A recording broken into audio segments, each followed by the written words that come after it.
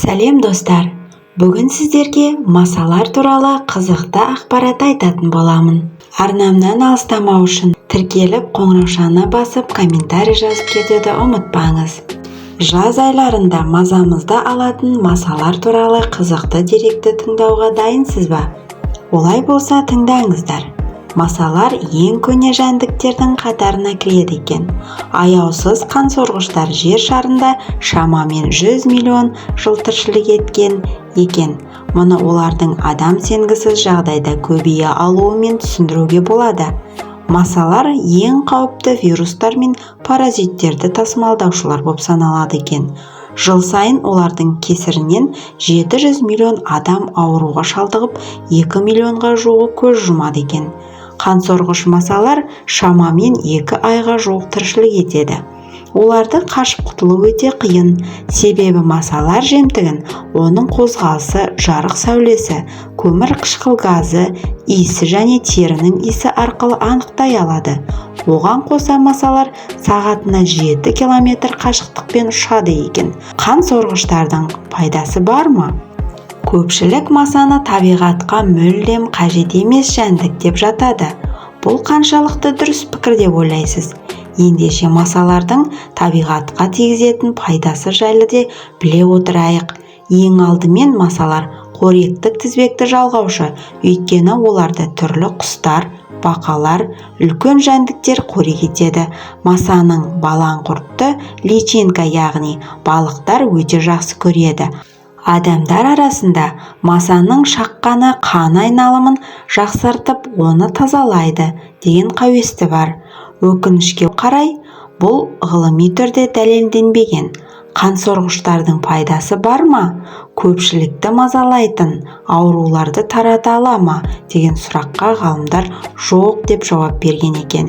Өйткені бұл жұқпалы ауру масаның ағзасына енген кезде бірден жойылып кетеді екен. Соңғы зерттеулер нәтижесі дұрыс тамақтанып, салауатты өмір салтын ұстанған адамға масаның шаққаны әсер етпейді деген шешімге келген.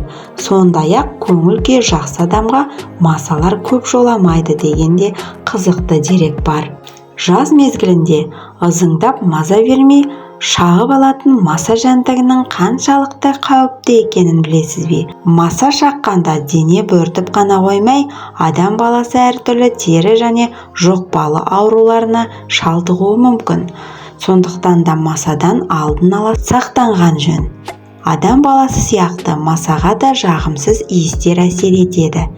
Маса шүйгін шөп, яғни валериан, қалампыр гүлі, темекі, базилик өсімдігінің иісіне төтеп бере алмайды.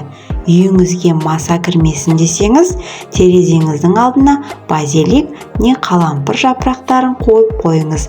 Ал маса шағып алмасын десеңіз, қол аяғыңызға азғантай ғана шүйгін шөп, яғни валерианка сұйықтығын жағып алғаныңыз дұрыс. Маса ашық түстерді, соның ішінде сары түсті жақтырмайды. Егер де таза ауада демалуды көздесеңіз, үстіңізге сары киім киіп алыңыз. Сонда сізді маса шақпайды, әрі демалысыңыз да сәтті өтеді. Ал қарай күлгін көк түстер масаны өзіне қаратып алады екен. Маса жынысы мен жасына қарамастан көбіне аққұба адамдарды шағады екен. Сондай-ақ маса ер азаматтарға қарағанда нәзік жандыларды көбірек, әсіресе аяғы ауыр келіншектер мен жас босанған әйелдерді жиі шағады екен. Ағылшын биолог ғалымдары масаның еті тірі, сабырсыз адамдарды көбірек шағатынын дәлелдеген. Себебі әрдайым қимылдап, тағат таппайтын жандардың қан айналымы жақсы болады. Ал жүзі суық, тұйық жандарға маса аса жолай бермейді екен. Маса жүрек, бауыр, бүйрек ауруларымен ауыратын жандарды көп шағады. Себебі маса адам ағзасында зиянды холестериннің бар жоғын сезеді. Ал дертке шалдыққандардың ағзасында зиянды холестерин жетіп артылады. Маса терісі жұмсақ әрі тершіл жандарға жақын келеді.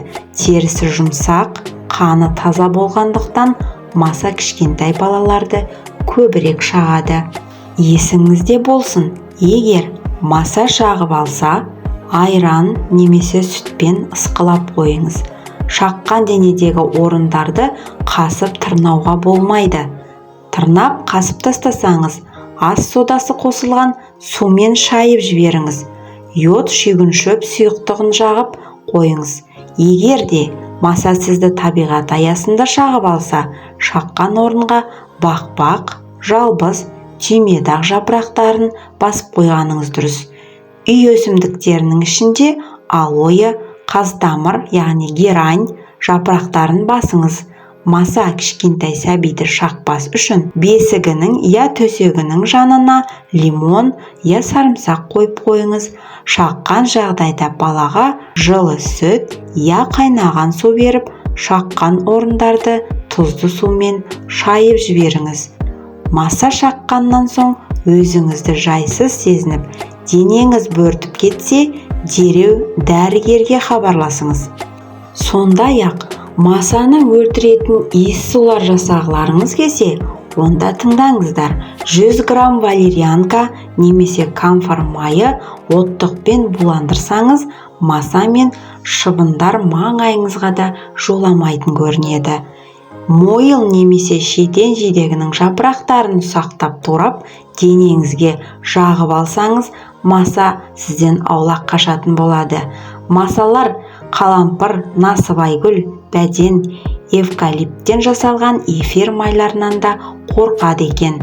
Бадам ағашының бұтақтарын бөлмеге қойып қойсаңыз, тыныш ұйықтайсыз. Табиғат аясына шыққан болсаңыз, аршаның бұтақтарын жағып қойыңыз. Сонда маса сізден аулақ болады. Балқарағай майы масаларды ғана емес, шыбындар мен тарақандардан да қорғайтын қабілетке ие. Бетіңізді жусан тамырынан жасалған тұнбамен жусаңыз, бірде-бір жәндік сізді шақпайтын болады. Масадан қорғайтын электрлік зат, фумигатор таусылып қалса, дүкенге жүгіруге асықпаңыз. Бос ыдысқа эвкалипт сұйықтығын құйыңыз. Масалар сіздің үйге келетін жолды ұмытатын болады. Масалар жайлы қызықты деректер сіздердің пайдаларыңызға асқан болса, арнамнан алыстамай тіркеліп, қоңыраушаны басып, өз пікірлеріңізді қалдыра кетіңіздер. Сіздермен бірге болған плюс бәріне керек арнасы. Келесі шығарылымдар тек сіздер үшін.